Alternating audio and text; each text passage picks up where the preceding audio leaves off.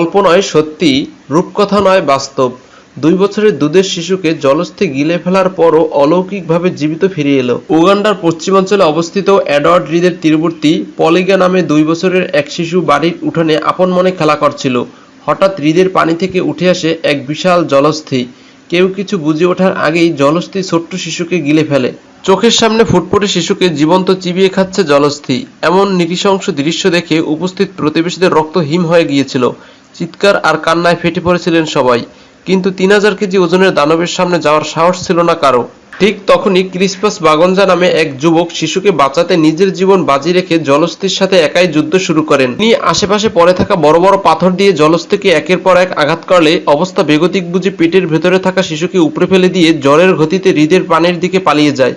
রক্তাক্ত ও অচেতন অবস্থায় শিশুকে উদ্ধার করে নিকটবর্তী হাসপাতালে নিয়ে যাওয়া হয়। চিকিৎসকদের আপ্রাণ চেষ্টায় শেষ পর্যন্ত মৃত্যুর দুয়ার থেকে ফিরে আসে শিশুটি।